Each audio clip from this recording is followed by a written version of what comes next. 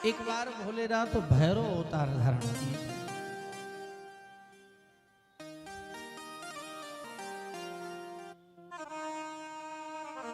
और भैरव अवतार की कथा तो हमने द्वितीय दिवस सुनाई थी, फिर भी पुनः आपसे निवेदन करूंगा।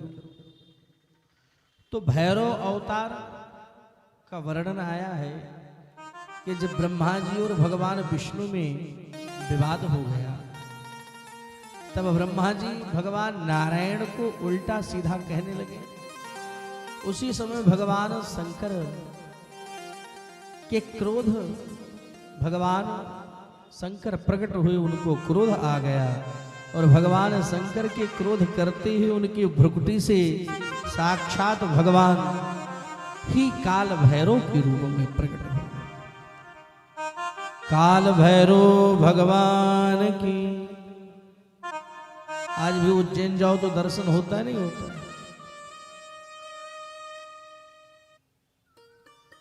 काल भैरव हाथ जोड़ करके खड़े हो गए, महाराज हमारे लायक क्या सेवा है? भगवान शंकर बोल पड़े, हे काल भैरव, तुम काल के सदृश दिखाई पड़ रहे हो, इसीलिए तुम्हारा नाम काल भैरव होगा। पाप भक्षण एव तव नाम भविष्यति। तुम लोगों का पाप भक्षण करोगे, इसी से तुम्हारा एक नाम पाप भक्षण भी होगा। तो अथवा उपवास करें तो निश्चित रूप से हमारा कल्याण। भैरव भैरवोत्पत्ति संयम च सर्व पापै प्रमुच्यते। भैरव उत्पत्ति का आख्यान सुनकर जीव सभी पापों से मुक्त हो जाएगा, ऐसा निवेदन शिव पुराण में किया गया।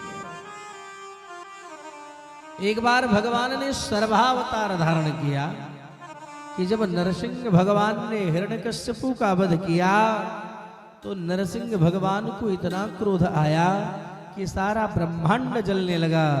तो भगवान नरसिंह के क्रोध को शांत करने के लिए भगवान शिव ने सर्वा अवतार धारण किया और भगवान शिव ने भगवान नरसिंह से युद्ध करके नरसिंह भगवान के क्रोध को शांत किया।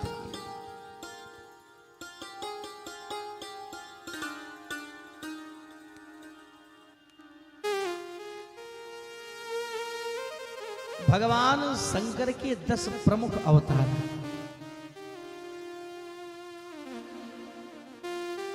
भगवान शंकर के 10 प्रमुख अवतार कौन कौन?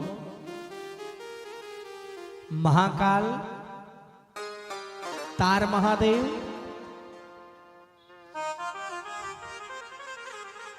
भुवनेश महादेव, विद्येश महादेव, भैरवा अवतार, छिन्न मस्तक अवतार और धूमवान अवतार, बंगलामुख अवतार, मातंगा शिव, कमल महादेव। ये 10 प्रमुख अवतार हैं। लेकिन 10 प्रमुख शंकर जी के अवतार हैं तो 10 शक्तियां भी उनके साथ में ही। ध्यान देना, 10 देवियां उनके साथ में ही, यानी उनकी शक्तियां कौन कौन बताऊं? भगवान शंकर के 10 प्रमुख अवतार में पहला अवतार है महाकाल। तो उनकी शक्ति कौन है? महाकाली। और दूसरा अवतार भगवान शंकर का है तार महादेव। तो उनकी शक्ति के रूप में तारा देवी विराजमान। कहां है तारा देवी? हाँ, यहीं से 2-3 किलोमीटर पर है कहीं? आप इतने कंफ्यूज हो रहे हैं। सुखिता था।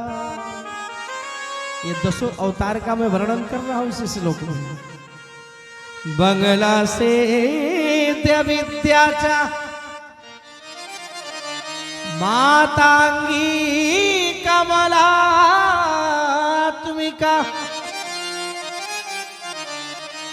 एता 10 महाविद्या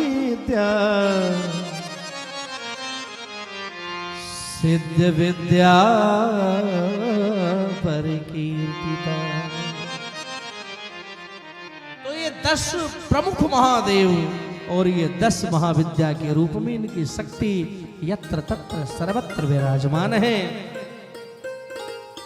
एता 10 अवताराण महात्म्यम वर्णितम मुने सर्व काम प्रदम गेयम तंत्र शास्त्रादिभिर्भितम।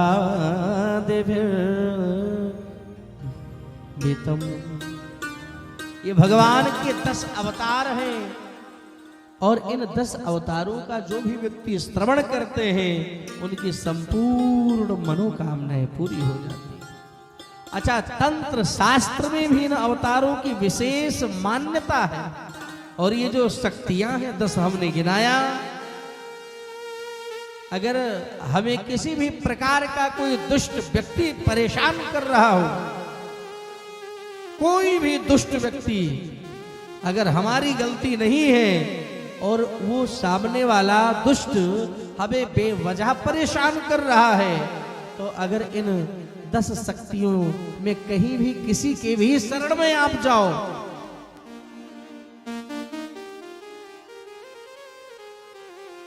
जो भी मैंने बताया, इन 10 में काली तारा महाविद्या षोडशी भुवनेश्वरी भैरवी छिन्नमस्ता च विद्या धूमावती तथा बगला सिद्ध विद्या जमातांगे कमलात्मिका एकादश महाविद्या शुद्ध विद्या प्रकीर्तिता। अगर इन 10 के शरण में आप कहीं से भी चले जाओ, कहीं भी जाओ, तो निश्चित रूप से वो दुष्टों का दमन करने में 1 नंबर पर है। वो जो दुष्ट है उसकी हिम्मत नहीं पड़ेगी, वो आपकी आंखों से आंख मिला ले। केवल मां भगवती के शरण को तो ग्रहण करो, कल्याण आपका हो जाएगा। आपके नगर में तो 10 शक्तियों में 3 यही विराजमान है, धूमावती माई और बंगलामुखी पीताम्बरा माई, और तीसरी में, जोर से बोलो, आवाज नहीं निकल रही, एकादशी तो आज है नहीं, फिर मामला क्या है? तीसरे में तारा माई, काले तारा। अब आपसे बढ़कर के सौभाग्यशाली कौन हो सकता है? अच्छा, ये तो मैं मानता हूं कि मध्य प्रदेश में बहुत से जिले हैं,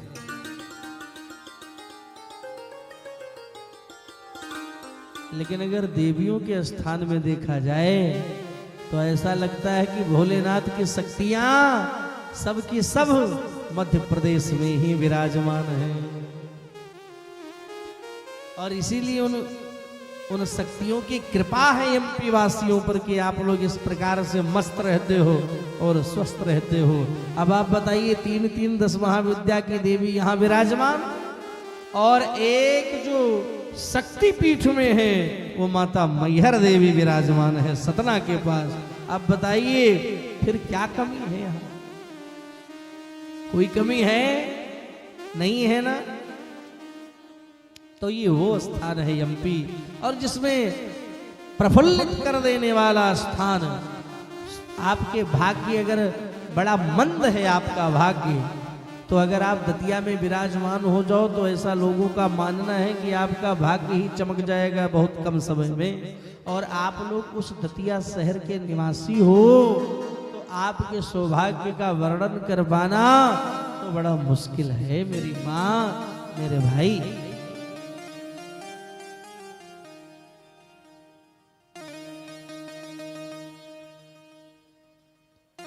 तो ये सौभाग्य आप लोगों का है,